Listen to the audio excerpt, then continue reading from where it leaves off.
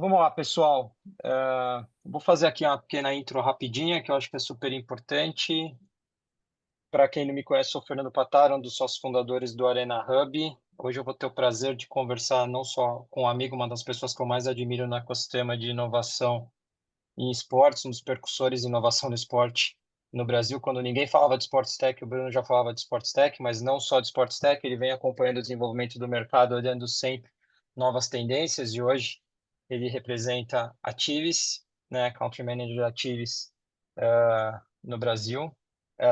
Bruno, obrigado pela sua presença, realmente vai ser muito importante o que você vai trazer para a gente, porque é uma das principais tendências do mercado, tanto blockchain, Web3 e como que a gente engaja fãs. A Tivis, de novo, eu tenho só a agradecer a Tivis por ser um parceiro estratégico do Arena Hub, uma empresa global que tem penetração hoje global, acreditando no mercado da América Latina e como a inovação pode ser um agente propulsor dentro do nosso mercado. Então, também em nome do Arena Hub, agradeço a Tiris por estar conosco nessa jornada, ajudando a gente aí cortar esse mato tão alto que a gente fala existente no mercado, né? Se existe um segmento que ainda tem um mato alto em termos de transformação digital, é o mercado de esportes e muito desse mato já está sendo cortado por vocês há bastante tempo.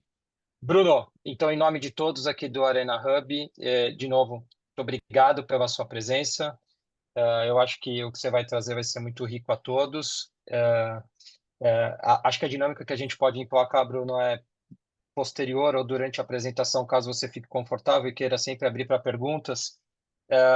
Vamos criar uma dinâmica, turma, de só levantar a mão. Aqui a gente tem várias formas de reagir durante a apresentação. Uma das mais simples é sempre levantar a mão. Levantou a mão, aparece aqui numa ordem de prioridades, porque vai mudando na tela de todos. E aí, Bruno, vai ficando confortável se as perguntas aparecerem durante a apresentação ao término, para ir chamando as pessoas que estão levantando dúvidas ou indagações, tá? Bruno, a palavra é sua. Obrigado. Prazer recebê-los. Obrigado pela presença de todos.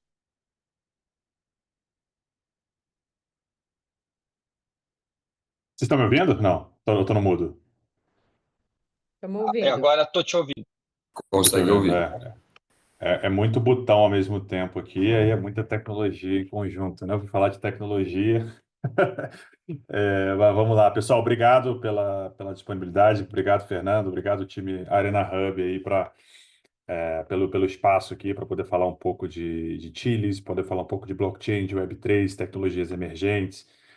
Tô super animado. Eu vou tentar fazer, e quero muito que seja mais uma troca do que um monólogo meu aqui, para, enfim, se vocês tiverem qualquer coisa, podem levantar a mão, a gente vai trocando. Eu queria, na verdade, começar com uma pergunta. Eu vejo alguns rostos conhecidos aqui, mas não conheço todos que aqui participam desse call. Eu queria primeiro fazer uma pergunta, começando, na verdade, né, se alguém aqui já investe ou investiu em criptomoedas, se vocês quiserem aí compartilhar um pouco dessa experiência, ou se não, se nunca, se ninguém nunca tiver investido, é só não levantar a mão. Se alguém já tiver, tomando alguma reação aí, já estou vendo algumas reações aqui. Para alguns de vocês talvez seja, pelo que eu estou vendo aqui, para a maioria de vocês talvez seja a primeira vez que vocês vão ouvir falar, então, de cripto, né? Alguém já construiu algum projeto em blockchain aqui? Ou não? O pessoal da Lanup já construíram algum projeto em blockchain? Na verdade, eu estava tentando responder ainda da parte que sim, mas não, ainda não desenvolvemos, não. Ah, tá só investindo É. em cripto.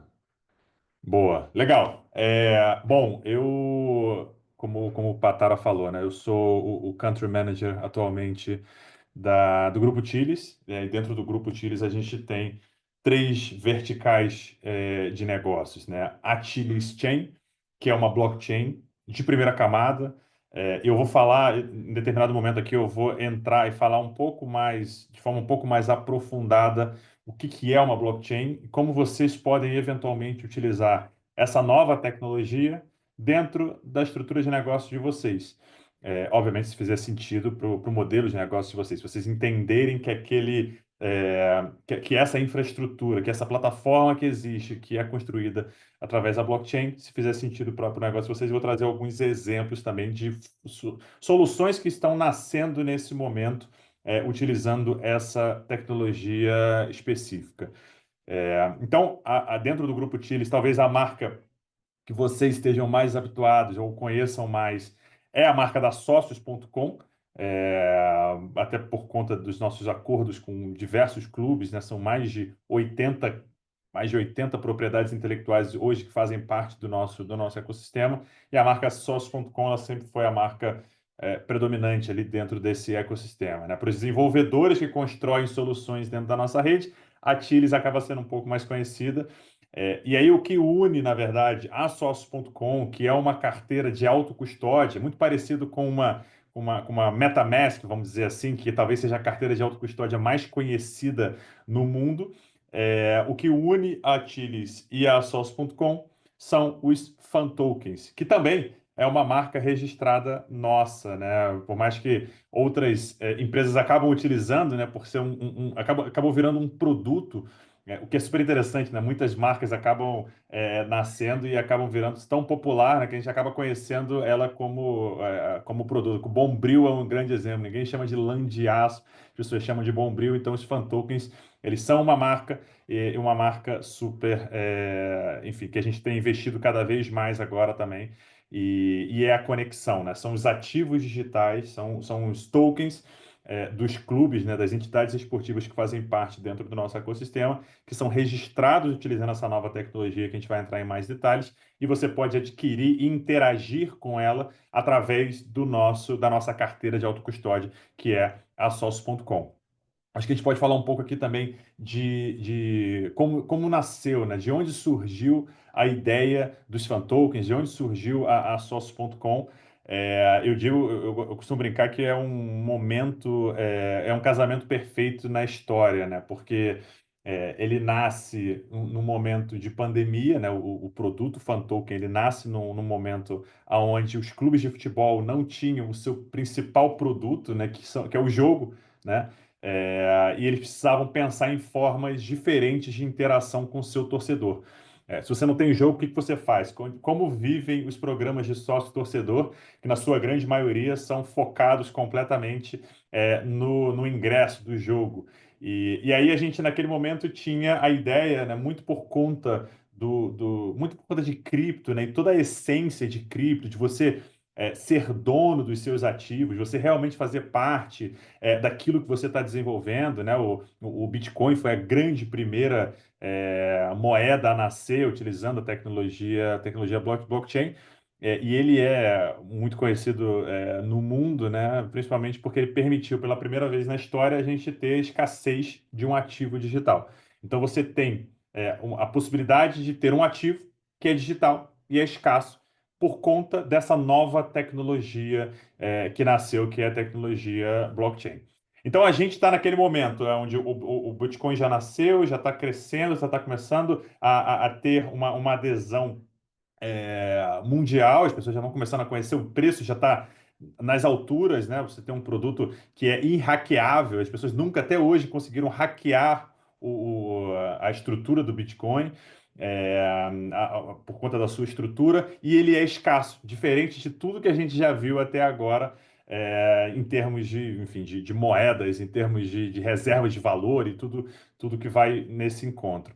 E aí, nesse período, tudo isso, né, essa tecnologia ganhando cada vez mais aplicações, tendo mais infraestrutura, facilitando cada vez mais a usabilidade dessa nova tecnologia, vem a pandemia e junta, na verdade, o momento do casamento, o que eu chamo que foi esse casamento perfeito, onde os clubes precisam encontrar uma solução para interagir, e também você tem um crescimento do mercado cripto muito ascendente. Se você olhar a curva de crescimento, preço de grande parte dos ativos digitais, o ápice foi naquele período ali de pandemia, até por conta do cenário macroeconômico que a gente vivia. E aí, qual que era a proposta, né? E segue sendo a proposta até hoje dos fan tokens, da sócios, é de dar voz ao torcedor, fazer com que o torcedor participe ativamente das decisões do seu clube.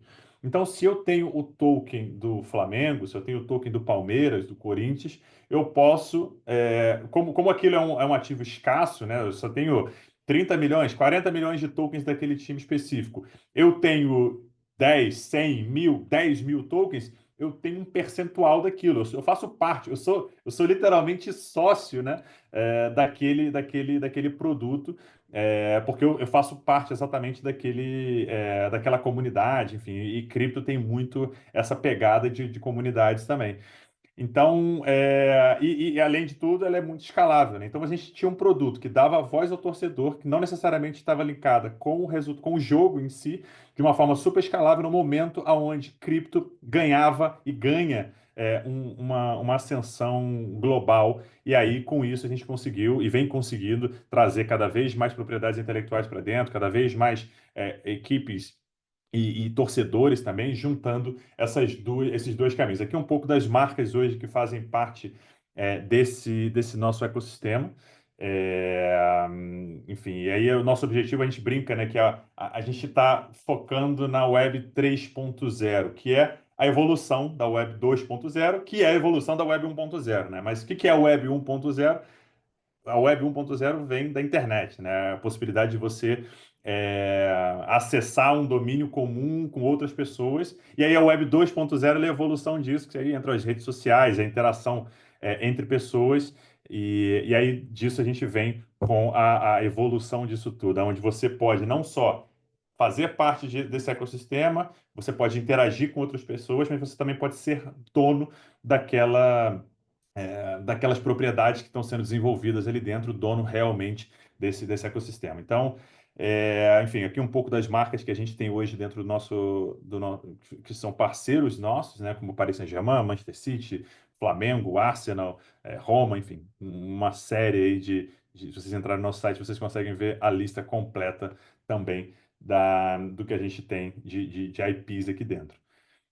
Mais de 2 milhões de usuários que têm o nosso aplicativo, que talvez hoje, para o consumidor, para o fã, é a forma mais fácil dele poder interagir com a gente. Ele pode baixar o aplicativo, ele pode comprar os nossos tokens e poder ter acesso a essas decisões que eu mencionei. Mas esses tokens, eles também podem ser adquiridos em plataformas tradicionais, como é, exchanges, né, que vendem produtos cripto, como o mercado Bitcoin, como o OKX. Então você pode comprar esses produtos nessas plataformas. É óbvio que quando a gente tem hoje a gente não tem uma regulação cripto no mercado brasileiro, a gente está próximo de ter um cenário regulado, né? E o Brasil tem se demonstrado pioneiro nesse sentido, no aspecto regulatório cripto no mundo. E aí a gente entende que quanto mais regulado for esse mercado, mais a gente vai conseguir atrair players gigantes, né? Para fazerem parte desse ecossistema. Eu, pessoalmente, acho que uma vez que esse produto for, né, no caso, criptoativos forem regulados, a gente vai conseguir ter uma adesão em massa muito significativa e a gente está muito próximo disso. Muito provavelmente nesse ano a gente já vai ter um ecossistema regulado e isso vai favorecer aí a entrada de novos players. Então, hoje mais de 100 mil carteiras registradas na nossa rede, enfim, um grande número aí de seguidores nas nossas redes sociais também, que mostra aí a paixão do torcedor, né? Juntando essa tecnologia emergente com a grande paixão que é o esporte, principalmente o futebol, mas a gente também tem outras modalidades esportivas que fazem parte desse nosso ecossistema. Bom, então aqui um pouco do que são esses fan tokens, né? São ativos de utilidade digital e fungível. No caso, o que é? Eu gosto de brincar que fungível é um termo que a gente não usa no nosso cotidiano, né? Todo mundo que ouviu a palavra NFT pela primeira vez, né? Teve que ir lá buscar, pelo menos dar uma olhadinha ali, o que é esse fungível mesmo, né? Não está no topo da minha cabeça. Mas basicamente ele é um ativo que eu posso trocar. Acho que a forma mais fácil de explicar é talvez um PSG é sempre igual a um PSG, né? Dentro do nosso token, você não tem uma diferenciação de PSG para PSG. Se você tivesse uma diferenciação de um para outro, eles seriam NFTs, e aí você pode ter cards colecionáveis, você pode ter alguma coisa que diferencie um para o outro aí eles seriam não fungíveis, mas nesse caso aqui eles são fungíveis. Então, se eu tenho um PSG, o Patara tem um PSG, que é o token, né, do time, a gente tem o mesmo número de PSGs, diferente se eu tiver um token não fungível, eu tenho um card deixa eu ver, do Dembélé, que foi da edição 2024, aquele card é o 003, o Patara tem o 005, são cards diferentes, então um não é igual ao outro, logo eles são não fungíveis. E aí, enfim, um pouco dos nossos objetivos, né, impulsionar uma nova geração de programas, focando aí em fãs digitais. Cada vez mais a gente tem tido, hoje na Europa, a gente já tem um cenário regulado com a entrada do MiCA em atividade, então você já vê grandes players já começando a aderir cada vez mais ao mercado. A gente tem visto o mercado americano também, quem acompanha tem visto, né, que o Trump ele fez isso como missão de campanha dele, né? Como ser o presidente o primeiro presidente cripto da história. Então a gente tem visto aí bastante evolução. Teve inclusive recentemente um summit de cripto dentro da Casa Branca, participação do Trump também e dos principais players de criptoativos do mundo. E infelizmente não fui convidado para esse jantar. Deve ter sido um belo jantar, inclusive. Mas isso mostra um pouco do quanto que é, o quanto que tem mudado, né? Políticas até bem amplas, né? Você vê os Estados Unidos falando em ter uma reserva de valor, uma reserva estratégica em Bitcoin, né? Isso há poucos anos atrás isso era impensável. O Bitcoin era inimigo das grandes nações e hoje a gente já tem visto uma mudança muito grande dos grandes fundos e a gente entende que isso, por mais que não seja a mesma coisa, né? O Bitcoin não é a mesma coisa do fan token. O token, ele é um token de utilidade no final do dia. A gente busca se diferenciar. A gente não quer ser a moeda oficial do clube para que as pessoas tenham que comprar e vender com aquele específico ativo, né? Mas a gente quer fazer com que as pessoas tenham aquele ativo para terem acesso a benefícios exclusivos e com canais de distribuição muito escaláveis que você pode plugar ali, enfim, eventualmente, hoje você tem as exchanges, mas eventualmente você pode ter em outros canais também, dando cada vez mais vazão para esse tipo de produto. É um produto super simples de você pegar e conseguir distribuir de forma mega escalável também.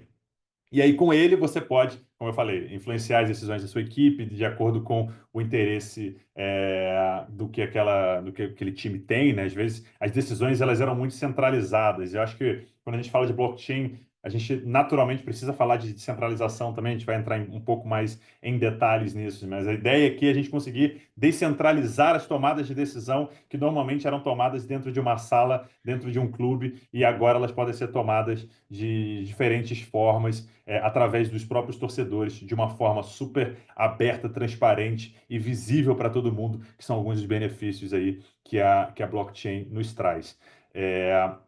Então, e aí com isso, né, você pode participar dessas decisões e também pode ter essa possibilidade de ganhar recompensas por sua fidelidade e desbloquear essas vantagens exclusivas. Eu acho que alguns pontos que eu gostaria de fazer o highlight aqui para vocês, né, que são empreendedores que estão pensando em construir soluções que utilizem essas marcas, acho que quem trabalha com esporte pode imaginar o valor, ou quem ainda não teve essa experiência, né, é, o quanto que é caro no final do dia você tentar uma relação direta com algumas dessas marcas que a gente tem dentro do nosso ecossistema. Você bater na porta do PSG, do Barcelona, do Manchester City, propor de fazer uma campanha, de fazer um modelo, normalmente você volta para a conversa do é, vai pagar quanto, né? Qual que é o valor que vai ser pago, qual que é o mínimo garantido que vai ser pago nessa fase. Dificilmente a gente vem, é óbvio que a gente tem tentado cada vez mais, né, através dos nossos programas de inovação, junto com o pessoal do Arena Hub também, mas ainda temos uma mentalidade do tipo, cara, preciso ver o dinheiro na frente para conseguir fazer qualquer coisa relacionada a isso. Nesse caso, a gente tem essas propriedades, a gente tem essas possibilidades de interação para que desenvolvedores do mundo inteiro possam criar soluções que interajam com esses ativos. Como eles são descentralizados, né? Você pode pegar, você pode construir utilizando essas propriedades. de uma forma completamente descentralizada. Você não precisa nem pedir autorização, nem para a gente, nem para o clube, para criar soluções que envolvam, que deem utilidade, que deem visibilidade, que façam qualquer tipo de interação com essas marcas que a gente tem dentro do nosso ecossistema. Então, acaba sendo para aquele cara que está iniciando, já tem uma solução, que pensa, cara, como que isso pode ter alguma interação com o que eu faço aqui no meu negócio especificamente. Eu gostaria de ter o PSG participando. Eu gostaria de dar a visibilidade para as pessoas que têm o token do PSG em ter algum tipo de benefício com o meu produto, com o meu serviço que eu estou oferecendo aqui dentro. Eu acho que essa é uma grande oportunidade que a gente vai ver cada vez mais, porque a gente está falando aqui de ativos públicos. Eu consigo saber em tempo real quem é o detentor de Paris Saint-Germain. Eu consigo saber hoje quem tem tokens do Barcelona. Qualquer pessoa, na verdade, não só eu, que sou o country manager da Tiles, mas qualquer pessoa consegue saber em tempo real quantas pessoas têm o token do Barcelona, quem são essas pessoas, qual o número de token que elas têm. E eu posso pensar e criar ações que são o que a gente chama de token gated, ou seja, você pode dar acesso, visibilidade, exclusividade ou algum tipo de benefício para aquelas pessoas que têm aquele ativo. Então, se eu quiser pegar todas as pessoas que têm em Barcelona, eu tenho uma loja de produto e quero oferecer desconto para essa pessoa, eu crio uma interface de uma forma super simples e eu posso criar isso utilizando um contrato inteligente e dar essa possibilidade para essas pessoas interagirem com a minha marca, diminuindo muito provavelmente o meu custo de aquisição e tendo aí uma interação direta com esses produtos. Então, eu acho que é uma oportunidade muito grande e que a gente vai ver cada vez mais esse cenário onde as pessoas podem e vão interagir. A tendência é a gente viver cada vez mais num mundo tokenizado e não menos tokenizado por todos os avanços tecnológicos que a gente tem visto. Assim como a gente vai viver cada vez mais no mundo digital. Então, é muito importante para que vocês que são empreendedores consigam olhar e enxergar essas oportunidades que o mercado nos traz e conseguir largar na frente aí com relação a tudo isso. Aí falando um pouco de Brasil, obviamente que o Brasil ele é o mercado perfeito para Tiles, inclusive é um dos principais mercados da Tiles no mundo, super favorável, né, como eu já disse, com relação a criptoativos. A gente tem um país. Vocês sabem bem disso. A gente faz essa apresentação normalmente para gringo, mas vocês sabem o tamanho do nosso país de dimensões continentais, mais de 220 milhões de habitantes, e obviamente que tem uma relação, principalmente com o futebol, muito grande, né? Então, quando você junta esses três pilares, você tem aí um cenário bastante interessante para o desenvolvimento dessa tecnologia emergente que pode ajudar, talvez possa ajudar no que vocês estão construindo atualmente. A gente tem dois grupos, né, que eu diria aqui, dois público-alvos dentro da Tiles e da Sócios, né? No início, a gente focou muitos dos nossos esforços nesse da direita aqui. E agora a gente tem priorizado bastante também esse aqui do lado esquerdo, né? Do lado direito é aquele cara que não tem talvez um conhecimento muito grande sobre cripto, sobre Web3. Talvez o cara nunca comprou um token, ele tem dificuldade de entender o que é o Bitcoin, enfim, mas ele é aquele cara que apoia o time, que vai ao jogo, que compra a camisa, que é o apaixonado realmente pelo seu clube, quer ter acesso às experiências exclusivas que a gente detalha, enfim.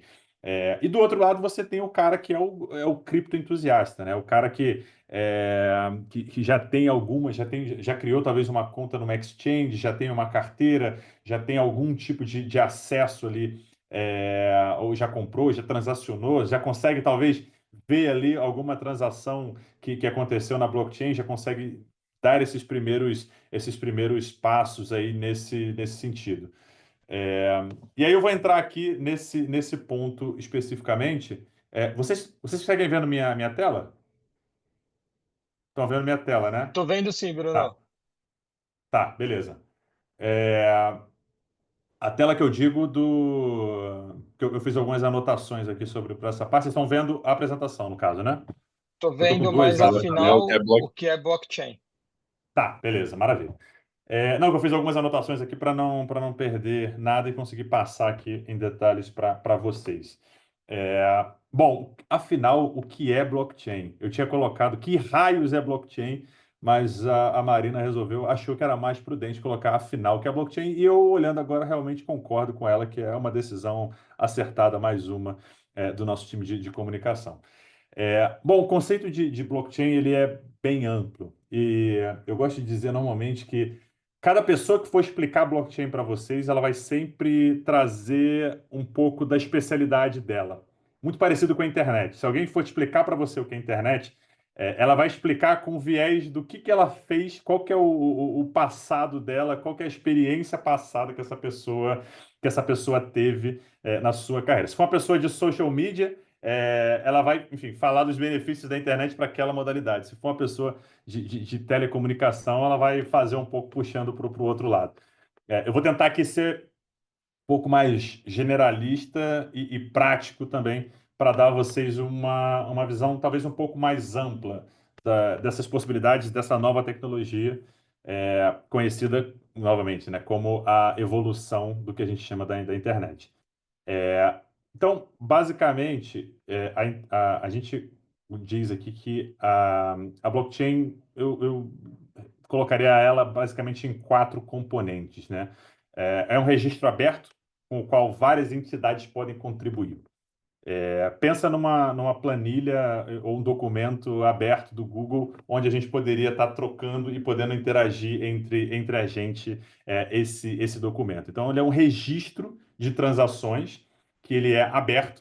E aí, do lado você tem uma cadeia que mostra essas transações. Então, por isso que é blockchain, né? Que é a cadeia de blocos, esses blocos contendo essas informações que na verdade são dados, né? Então você tem uma cadeia de blocos com dados que você tem essa possibilidade de interação com os usuários.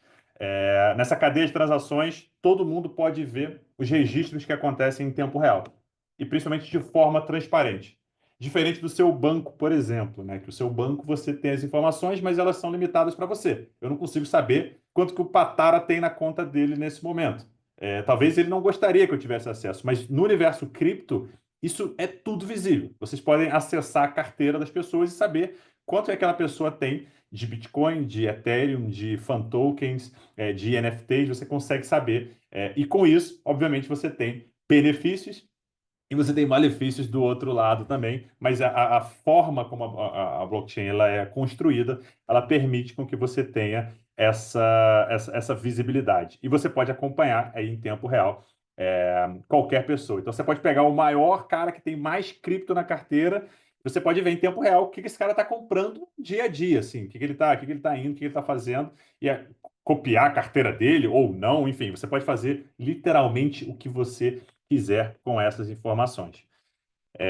O terceiro ponto, né, que eu acho que é super relevante da blockchain, é que os seus dados eles são descentralizados.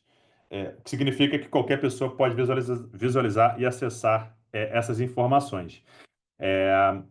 Ao contrário das grandes plataformas, né, como o Google, que tem aí talvez a custódia, vamos dizer assim, do seu documento, dos seus dados, nesse caso, todo mundo tem uma cópia dessas transações. A gente consegue ver em tempo real. Então, normalmente a gente vê falar sobre cripto na grande mídia, dizendo, nossa, aí olha o esquema que teve de cripto, né? Olha o golpe que teve de criptomoedas. Na verdade, utilizar blockchain para fazer qualquer coisa relacionada a isso é o pior lugar possível, porque todas as informações elas ficam transparentes e visíveis para todo mundo. Então, em 5 minutos que acontece qualquer tipo de transação nesse sentido, as pessoas já sabem o que ocorreu, diferentemente dos meios tradicionais. Então, normalmente essas informações elas são mais uma falta de conhecimento técnico do que está sendo falado. Quando você vê uma mensagem dizendo, ó, golpes de criptomoedas, né? Agora teve o caso do Gustavo Scarpa. Quando eu peguei para ler, eu li a matéria inteira do Gustavo Scarpa e eu falei, cadê a criptomoeda que está aqui? Porque tem tudo ali, mas não tem criptomoeda. Você tem pedras preciosas, pedras semi-preciosas, mas você não tem criptomoeda. Então, na verdade, a compra foi feita com criptomoeda, mas aquilo a gente consegue traquear, a gente consegue saber exatamente o processo inteiro. Então é diferente um pouco e aí, enfim, acaba confundindo. E isso, como é uma coisa nova, acaba gerando talvez um receio em muitas pessoas que estão começando e estão aderindo a essa nova tecnologia. E o quarto ponto, né, da blockchain especificamente, é que ela possui um mecanismo de consenso, que significa que múltiplas partes devem concordar com certos termos para acrescentar dados à blockchain. Então, eu acho que esse talvez seja a grande chave do porquê que a blockchain virou, o porquê que o blockchain é o que é e pelo caminho que a gente está indo. Ela tem a possibilidade de dar esse mecanismo de consenso, ele torna a blockchain um produto irraqueável. Porque dependendo da forma como você vai interagir, antigamente com Bitcoin você tinha o Proof of Work, agora você tem o Proof of Stake, né, que você tem que colocar o seu recurso. Basicamente, eu preciso fazer o seguinte: olha, eu vou colocar 10 milhões de dólares e agora eu vou ajudar na confirmação de que aquele registro é um registro real. Se eu estiver mentindo que aquele registro é um registro real, eu vou perder o valor que eu coloquei. Basicamente, esse seria o Proof of Stake, que algumas dessas plataformas acabam interagindo no seu dia a dia. A forma como a gente consegue ter esse mecanismo de consenso para que todo o ecossistema consiga validar, ajudar na validação das transações, para que a gente consiga manter esse registro aberto em uma cadeia, né, de transações, que a gente consiga saber em tempo real o que está acontecendo, de uma forma descentralizada. Não tem se você tiver um problema na compra com Bitcoin, você não pode ligar para o saque do Bitcoin e falar: olha, pessoal, eu tive um problema aqui, eu registrei a minha transação errada, mandei para a carteira errada. Não existe. A transação, uma vez que ela é feita, ela é registrada, na hora que ela é registrada, na verdade, ela passa por esse mecanismo de consenso, onde várias partes, várias etapas, várias pessoas que têm o seu recurso ali locado, vamos dizer assim, precisam autorizar e precisam validar que aquela transação é uma transação real. E você não sabe quem são aquelas pessoas. Você não pode pegar e mandar um WhatsApp para aquela pessoa: pô, valida a minha transação aí, porque não é uma transação só que é necessária e você não sabe quem está sendo o miner na outra ponta aqui desse ecossistema. Então, a gente resume dentro dessas quatro áreas aqui a blockchain. Mas calma que a gente vai chegar na parte prática e fica ainda mais interessante. Mas isso aqui só para vocês terem um pouco da ideia. Assim, e aí, pensando no lado do empreendedor, né? E aí me colocando que eu empreendo também e já empreendi bastante e, enfim, faz parte do meu DNA. O que eu posso pegar dentro do meu modelo de negócios atual que eu poderia dar mais visibilidade, que faça sentido para o meu negócio, deixar ele mais transparente, deixar com que ele seja mais descentralizado, fazer com que ele tenha talvez participe ali de um mecanismo de interação, que, enfim, a gente consiga levar isso para um lado mais autônomo, vamos dizer assim. Qual dessas áreas aqui que, enfim, podem fazer sentido avaliando o negócio de vocês? Depois eu entro aqui num lado um pouco mais prático de soluções que estão acontecendo no mercado, como que as pessoas estão pegando esses conceitos e aplicando e gerando aplicações no final do dia para resolver problemas do dia a dia, né? Porque no final do dia não adianta nada a gente ter uma nova tecnologia se não houverem aplicações. Não adiantaria nada a gente ter internet se a gente não tivesse o WhatsApp, não tivesse, enfim, outras ferramentas que nasceram por conta daquela tecnologia que tinha ali por trás. Eu acho que tem alguém querendo fazer pergunta. Fica à vontade, cara. Pode interromper aí. Bruno, Não, uma... Não, vai Bom, lá, desculpa. pode Depois eu falar. faço. Não, vai lá, vai lá. Então, beleza. Que isso que eu ia perguntar, que eu já tinha lido, né? E você até respondeu um pouco também, que essas partes, né? Eu ia perguntar quem são essas partes, né? Dentro da visão aqui, como que de fato funciona essa responsabilidade? Essas pessoas são pré-definidas, ela está lá no processo, o que ela está fazendo na prática lá dentro do ecossistema? Porque eu estou entendendo que ela está ali como um usuário, né? Como um dono de uma parte de cripto também, né? Não seja uma empresa que ela esteja trabalhando, né? Sim. Estou aqui pressupondo, mas justamente perguntando para ter a informação aí. Não, excelente pergunta, cara. Na verdade, esses são normalmente os mineradores, né? São as pessoas ali. E aí vai variar muito de rede para rede, tá? Cada rede vai ter a sua própria regra de como ela vai permitir com que essas transações sejam validadas no final do dia. A do Bitcoin é diferente da Ethereum. Umas têm migrado de um modelo para outro. É, o Bitcoin, na verdade, era uma solução criptográfica que você precisava ter um computador extremamente potente para conseguir ajudar a resolver aquelas soluções ali. Em Ethereum, por exemplo, você já tem o Proof of Stake, né? Que você precisa, essa solução que eu trouxe, que você precisa ter o valor locado para poder ajudar nas transações ali dentro. Podem ser pessoas, podem ser grupo de pessoas que fazem essa mineração e você consegue ver em tempo real quem foi que validou aquela transação em determinado momento. Mas esse ponto especificamente ele é um ponto extremamente técnico que as pessoas têm um nível de conhecimento assim fora do comum para conseguir ajudar a resolver essas transações e normalmente eles são pagos na moeda nativa daquela rede. Então, o cara que faz a mineração de Bitcoin, ele é pago um percentual de Bitcoin, e aí a cada ano esse valor ele vai diminuindo, né? Que você tem, os benefícios eles vão diminuindo, porque obviamente o valor, você vai fazer a conversão para dólar, por exemplo, de Bitcoin, ele tende a crescer ao longo do ano, então a transação ela acontece. No nosso caso específico, quem valida essas transações são marcas, né? Então a gente tem, por exemplo, o PSG rodando um validador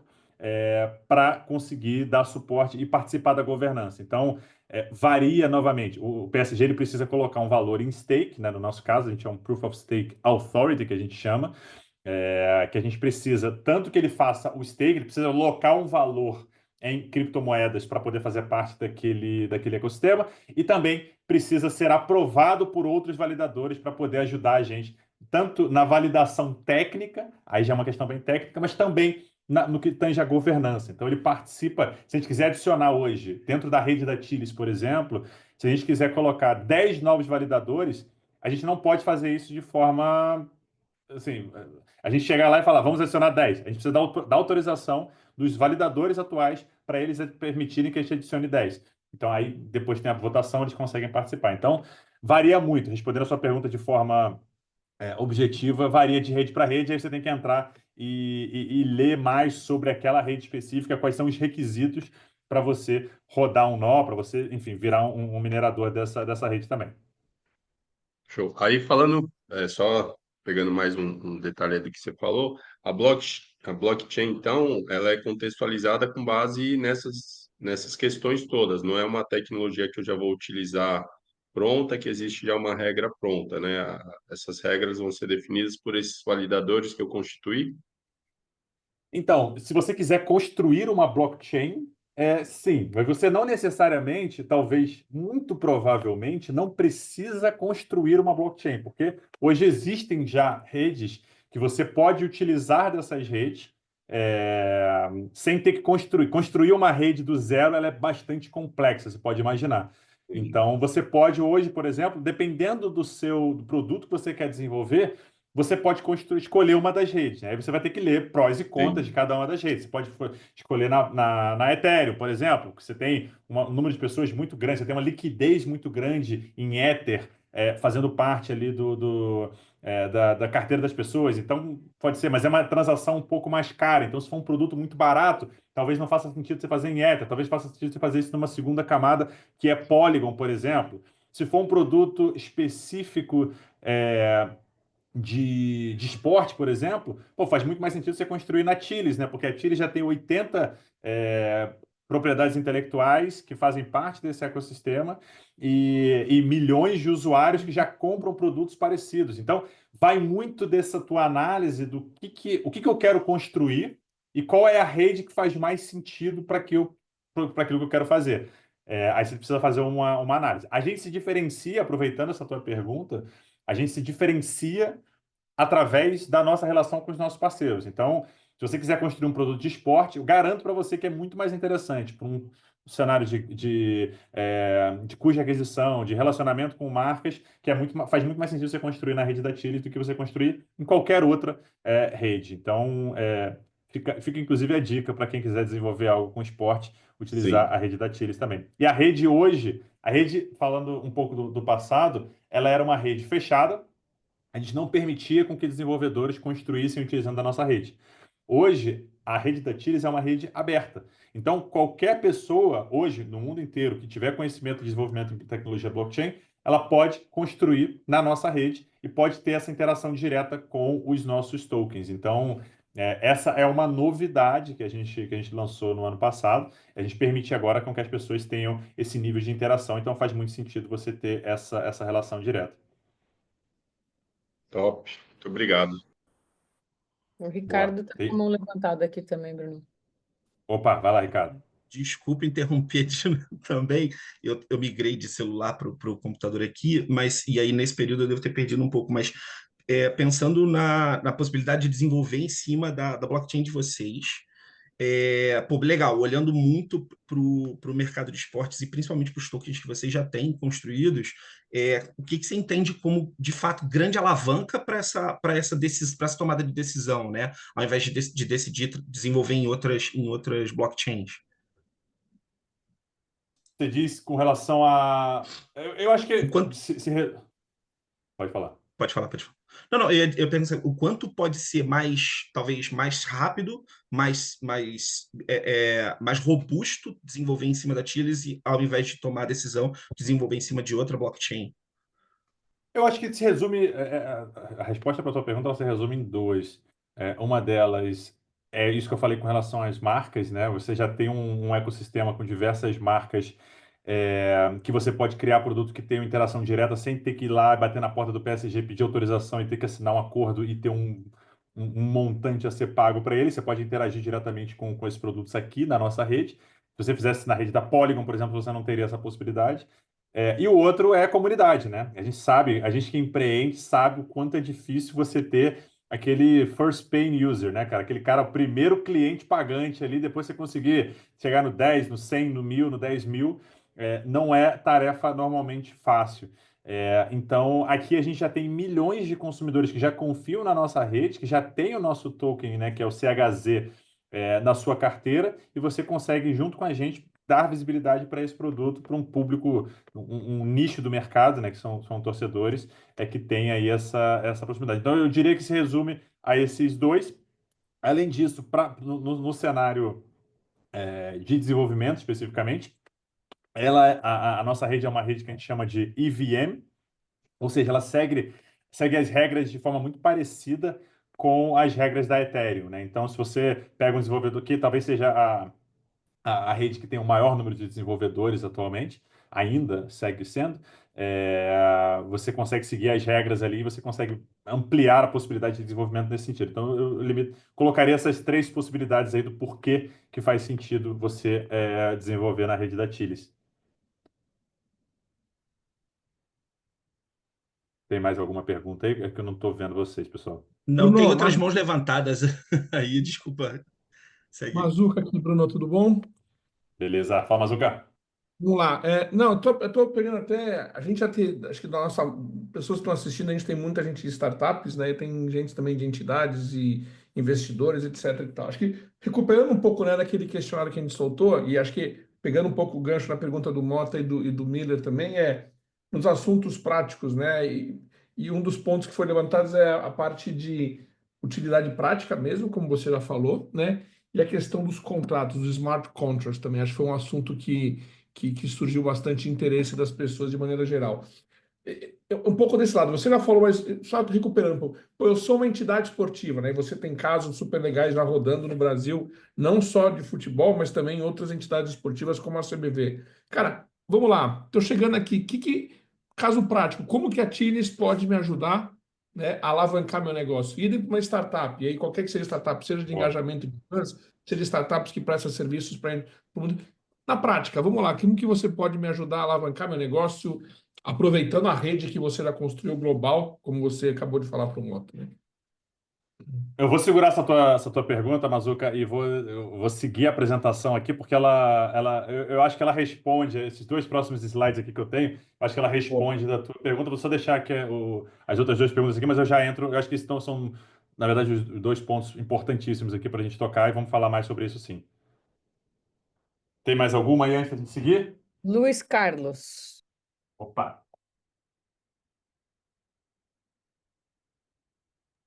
Vamos lá, Luiz Carlos. Correia, Estou te ouvindo. acho que você está com a mão Ah, bom. levantada, Correia. Sim. Opa, obrigado, Bruno. Obrigado, Fernando. Correia da Virtual Fans. Estou desenvolvendo projetos na área de ambientes virtuais para o futebol e acho que a gente, pensando aqui, já vendo tua palestra, eu já conhecia, lógico, a Sócios.com, como a gente talvez pudesse imaginar sinergias, né, dentro dessas experiências virtuais para gerar um engajamento e uma maior valorização para ambos os lados dentro dos tokens. É só mais uma provocação, porque eu já sou fã de vocês, já acompanho o trabalho de vocês no futebol, no esporte, e agora que a gente está aí retomando esse mercado aí junto com alguns grandes clubes, só me vem na cabeça como a gente de repente pode criar sinergias do torcedor que está conhecendo a sua casa agora, podendo ir lá no Ninho do Urubu. Estamos lá com um projeto do Flamengo já lançado desde o dia 28 de agosto, com um sucesso bastante grande. Que a gente possa, de repente, pensar aí, Bruno, depois, a gente ver como a gente pode criar sinergias dessas experiências junto com essa plataforma de tokens de vocês. Mas é só agradecer e parabenizar. Boa, maravilha. Bom, Brunão, vou só fazer um complemento aqui, acho que pegando mais o gancho do Mazuca, né, mas um pouco também do que deixa eu ver o nome dele aqui, do que o Mota, né, perguntou, que é quando a gente fala de linguagem, né, da estrutura da rede. Então, quando a gente fala de ser EVM compatible, é assim, por exemplo, se você hoje quer interagir com um sistema bancário, geralmente você vai trabalhar numa linguagem de desenvolvimento que é o JavaScript, né? Então, da mesma forma, hoje você tem duas linguagens que são as mais comuns dentro do ambiente de blockchain, que é Solidity, que é a linguagem da rede Ethereum e a que a gente usa também, por isso que todas as redes que usam essa linguagem de desenvolvimento, elas têm uma facilidade de interoperar, né? Ou Rust, que é a linguagem da Polkadot. Acho que são as duas grandes, as mais conhecidas, tá? E aí, quando a gente fala em interoperabilidade, eu só vou deixar uma provocação aqui, eu acho que depois o Bruno, também avançando, vai conseguir falar mais profundidade sobre isso, que é, às vezes a gente olha muito para a oportunidade de negócio, né? E mesmo a gente da Tiris, às vezes, aborda um pouco esse discurso muito de novas linhas de receita, né? De novas maneiras de criar novos produtos, o que é muito importante para as instituições, né? Para os clubes e tudo mais. Mas existe um outro benefício, né, que a blockchain e essa tal interoperabilidade de sistemas, né, favorece, que é eficiência. Então, hoje, quando você tem sistemas interoperáveis, você gera uma maior eficiência e muitas vezes você diminui custo. Então, você aumenta a receita não abrindo uma nova linha simplesmente, mas enxugando linhas pré-existentes com sistemas mais eficientes, diminuindo erros, diminuindo custos operacionais, né? Então, acho que é legal também a gente ter esse benefício sempre em mente. Excelente. Eu vou, na verdade, tocar um pouco nesse ponto agora, nessa parte aqui da apresentação. Beleza, entendemos que tem uma nova tecnologia que nasceu, e com isso, novamente, né, começam a surgir primeiros casos de uso, né, primeiro utilizando essa infraestrutura. Né? Foi assim com a internet e não seria diferente com a blockchain. As pessoas pegam aquilo e falam assim, beleza, tem esse negócio aqui, o que eu vou fazer com isso agora? Né? E aí, obviamente, no início é uma coisa extremamente difícil, né? Imagina as primeiras pessoas que tiveram que ter acesso a um Bitcoin, né? Era uma coisa, com certeza, não era uma experiência tão simples quanto hoje você talvez acessar o app do seu banco e já conseguir comprar Bitcoin através desse app.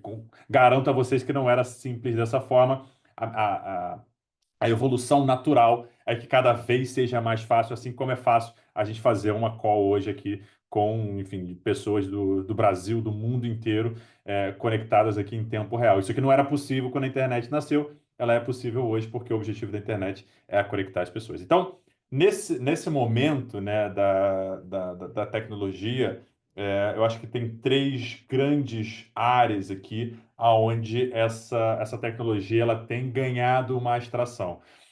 Podem ter outras, mas eu diria que essas aqui são as principais e não significa que vão ser apenas essas três daqui para frente, né? Mas o que a gente pode fazer com essa tecnologia que é, por natureza, descentralizada, por natureza transparente, por natureza escalável, e hackeável, você pode criar, você pode ter dados, informações nesse sentido. O que a gente pode fazer? Nasceram aí três iniciais casos de uso.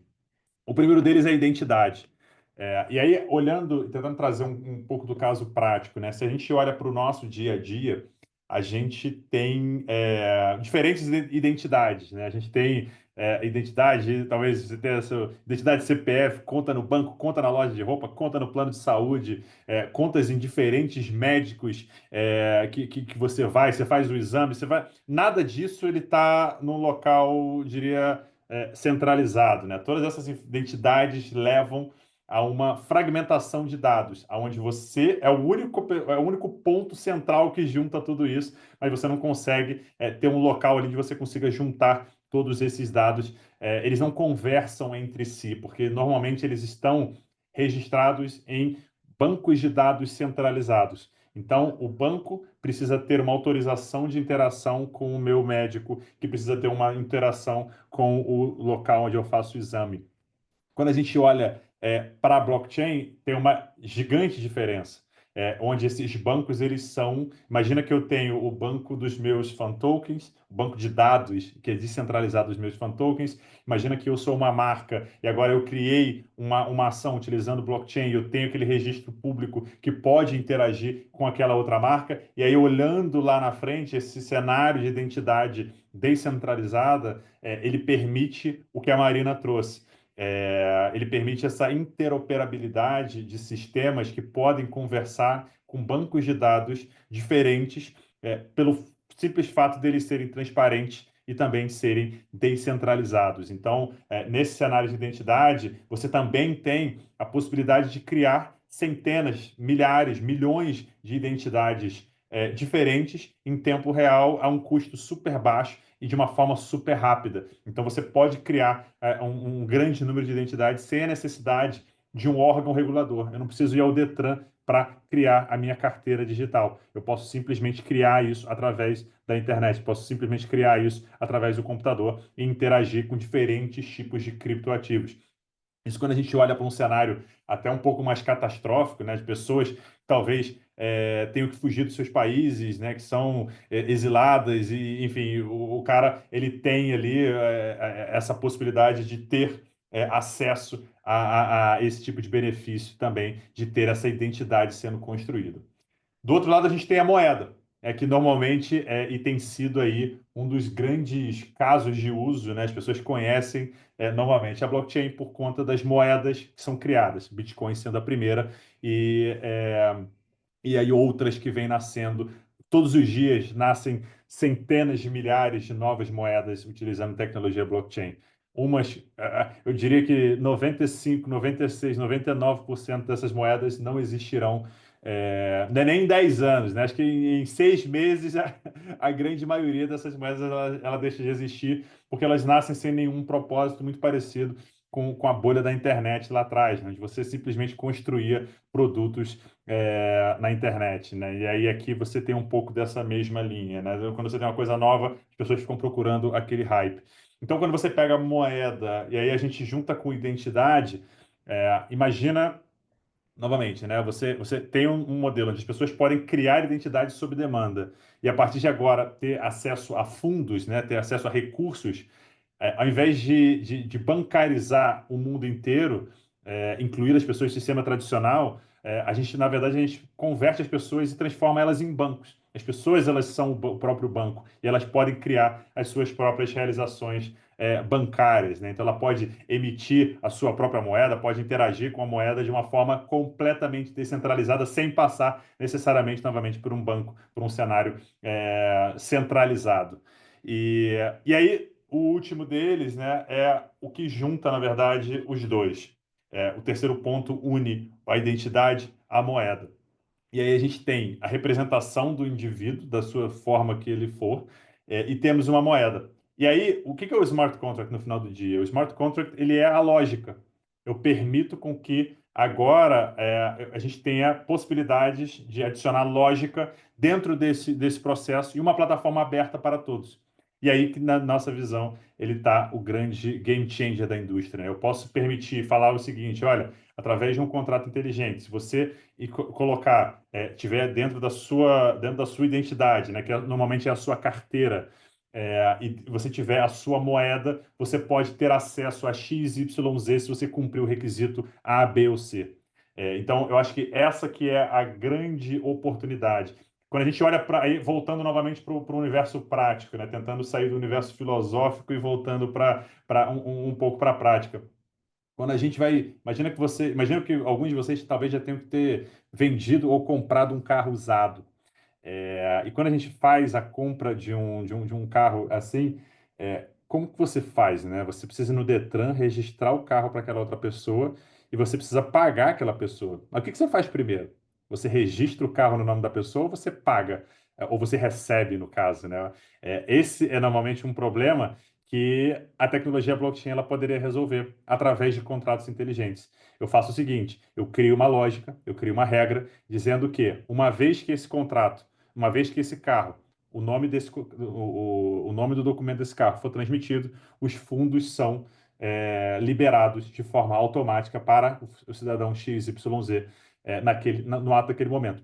E o contrato inteligente, ele é imutável, ou seja, eu não consigo alterar, eu não posso fazer isso, depois entrar no contrato e dizer assim, não, não, brincadeira, eu não quero mais transferir para ele agora, não, eu quero transferir agora só se ele transferir o carro mais US$ 1 milhão para mim. Eu não consigo mudar o contrato. Então, isso permite um nível de usabilidade no mercado de uma forma muito interessante, né? Porque você faz com que esses recursos eles possam ter adicionando a lógica dentro dessa nova criação, desses novos contratos inteligentes. Você cria e permite isso. E, para mim, é aí que está o grande game changer da indústria. E aí eu trago isso para a aplicação, né? E agora, beleza, estamos aqui no Arena Hub falando de blockchain, de descentralização, de Web3. E como é que a gente junta? O que que eu posso fazer no meu dia a dia? Bom, o primeiro aqui é o que a gente está fazendo, que são os fan tokens, né? Aqui, se você parar para pensar nos 3 pontos anteriores que eu mencionei, aqui você tem a identidade, porque você tem a carteira do usuário, cada usuário pode criar a sua carteira. Você tem, de certa forma, a moeda, que são os tokens do clube, né? Então eu posso ter dentro da minha identidade, eu posso ter a moeda do Mengo, eu posso ter a moeda do Vasco, eu posso ter a moeda do Corinthians, do PSG, e também eu posso pegar esses dois e interagir com um contrato inteligente. Eu posso falar o seguinte, e aí a gente cria esse contrato para o usuário dizendo, olha, se você fizer o lock de 1.000 tokens do Flamengo, você pode tomar e ajudar ele na decisão e concorrer a benefícios exclusivos e experiências únicas que você vai ter com esse usuário. Isso tudo de uma forma completamente transparente, aberta, e aí, enfim, uma decisão das entidades esportivas, como eu falei, né, que era tomada antigamente a 4 portas, agora ela é completamente aberta.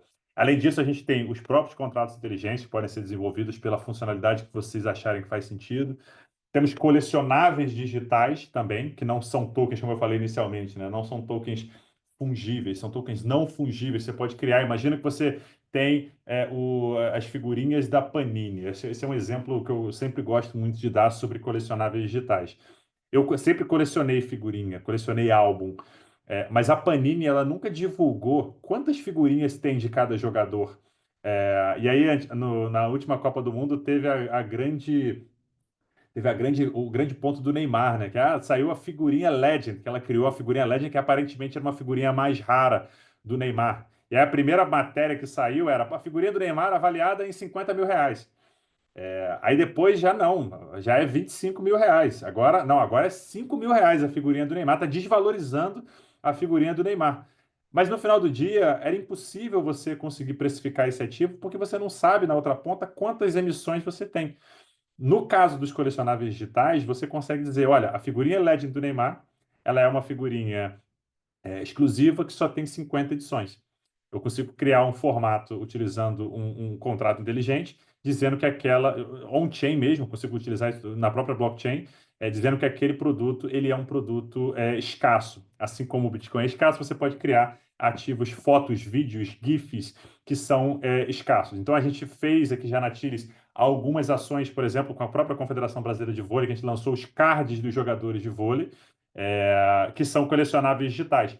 E aí, primeiro você tem um benefício do torcedor, né? Que o fã, numa ponta, ele olha para isso e fala assim, pô, eu tenho um produto que é exclusivo.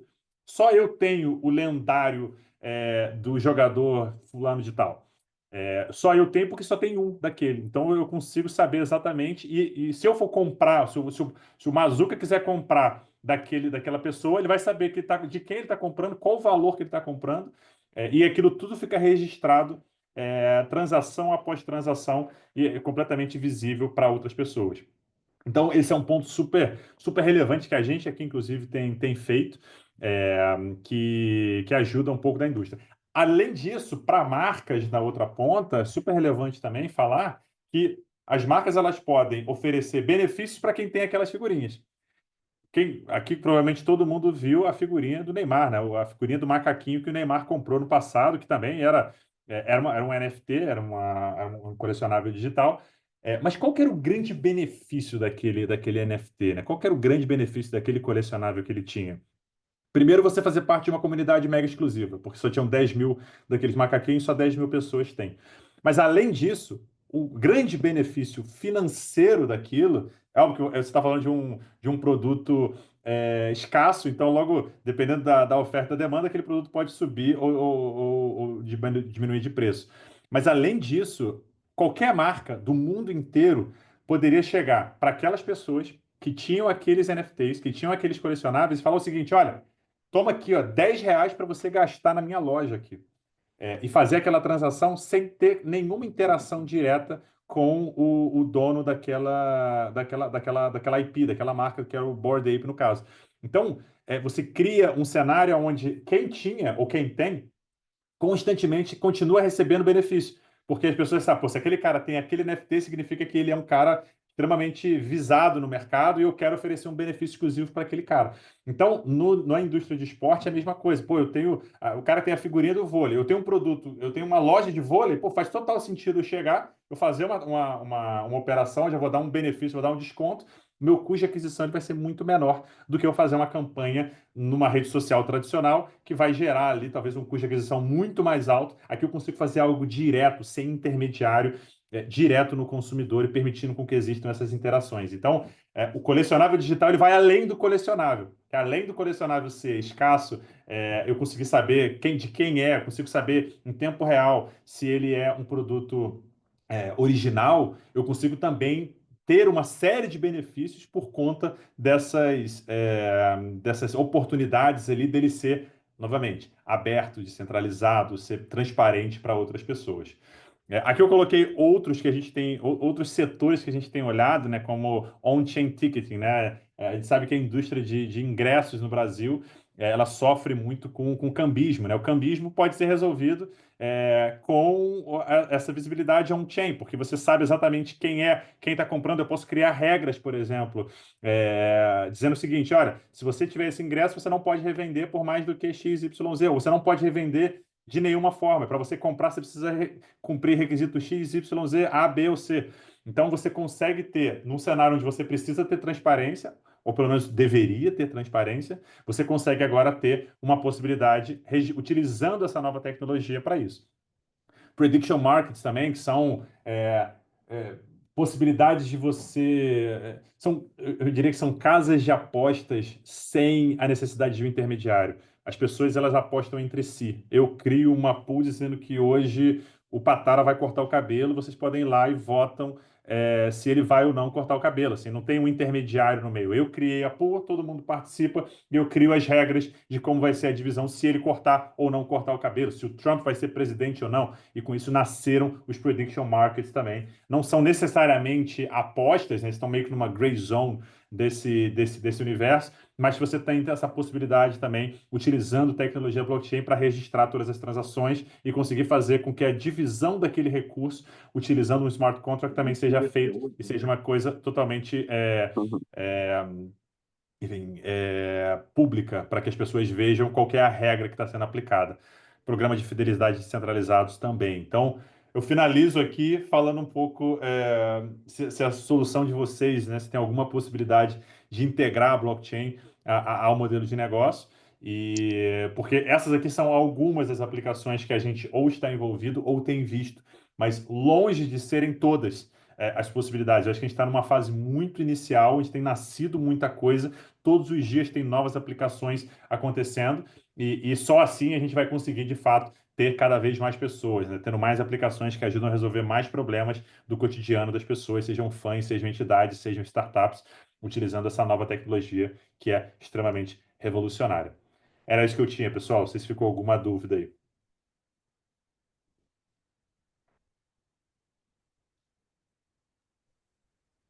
Acho que A não, Virtual Bruno. bater. Só, Desculpa.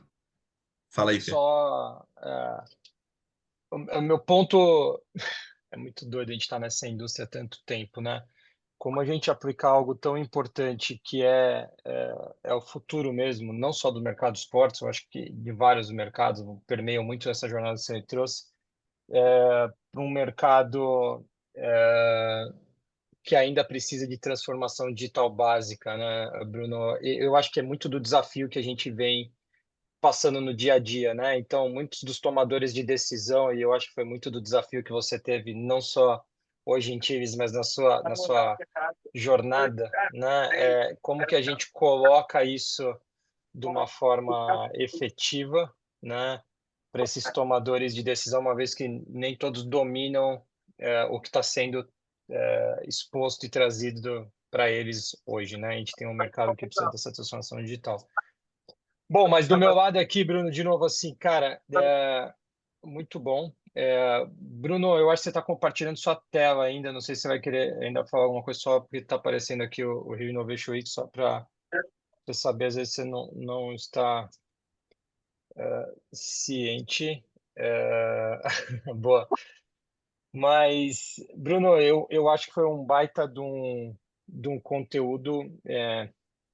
Muitas pessoas às vezes não enxergam como que vocês hoje, como uma empresa global com diversas soluções, podem auxiliar dentro do desenvolvimento das próprias soluções deles.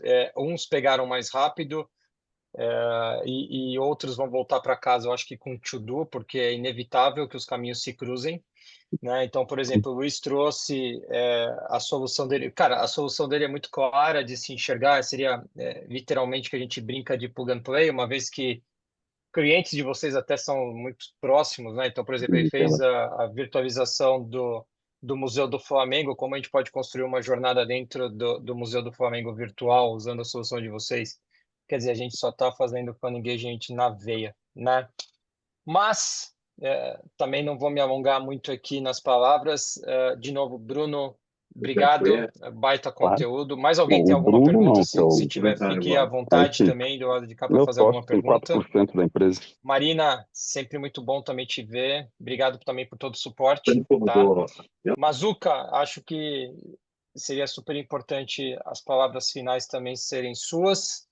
E do meu lado, eu só tenho a agradecer a todos que estão aqui presentes e também pela organização. Parabéns, Ivan, do nosso time aqui, que conduziu isso de uma forma muito boa. Obrigado, tá? Ivan, Mazuca, se você quiser finalizar, por favor. Não, Fê, obrigado. Agradecer, Bruno, Marina, acho que baita conteúdo. Lembrando para todo mundo que a gente vai disponibilizar esse conteúdo também. A gente gravou essa apresentação, a gente vai disponibilizar, então a gente vai soltar isso para o nosso ecossistema do mercado.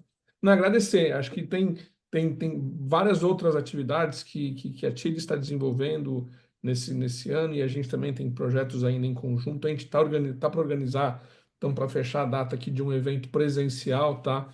Com a presença do Bruno, da Marina, a gente organizar ao longo desse semestre, que acho que aí também com mais conteúdo, com parceiros da TIRES para contar casos práticos que todo mundo pode entender na prática como que isso pode se aplicar aos seus próprios negócios. Então tem bastante coisa adiante que a gente vai fazer. Então agradecer a presença de todo mundo e seguimos falando.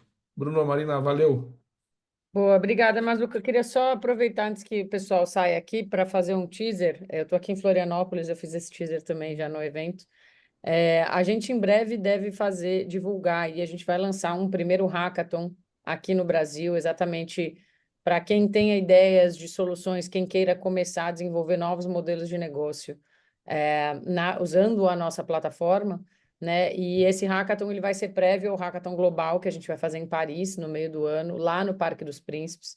Então, o prêmio do hackathon aqui do Brasil, que vai ser online, vai ser exatamente a viagem para participar desse hackathon presencialmente lá no PSG, que aí sim tem uma premiação robusta, já tem uma série de trilhas de desenvolvimento, né? A gente vai contar com o apoio do Arena Hub também na distribuição, na comunicação de material sobre esse hackathon. Então, assim que a gente tiver novidades, isso vai chegar até vocês, com certeza, mas fiquem atentos, né? Eu acho que quem tiver interesse em mergulhar um pouco mais desse universo, pesquisar mais, tanto a gente fica à disposição, como tem bastante coisa por aí, né? Tem o Rafael Castanheda, que é quem vai ministrar o nosso hackathon, tem um canal de YouTube em que ele traz muito conteúdo legal também, vale a pena mergulhar e estudar um pouquinho mais. Acho que, como o Bruno falou, aqui foi uma pincelada, né? Assim, a gente tentou trazer o máximo do que a gente viu a partir dos dados da pesquisa, mas tem bastante coisa para se aprofundar. É difícil fazer isso numa apresentação tão curta, digamos assim, mas também não dá para a gente passar o dia inteiro falando sobre isso. Então, sejam muito bem-vindos a esse universo. Muito obrigada, Mazzuca, Patara, aí pelo apoio, pela parceria sempre, e estamos à disposição, eu e o Bruno, para quem tiver dúvidas e interesse em falar mais. Bom demais. Marina, obrigado de novo. Turma, quem quiser falar com o Bruno, pode me procurar também aqui, aí eu vou plugando no Bruno, na Marina, nos projetos, vamos fazer acontecer, vamos transformar a indústria do esporte. De novo, obrigado pelo carinho de vocês aí, pela participação. Valeu, turma. Um abraço.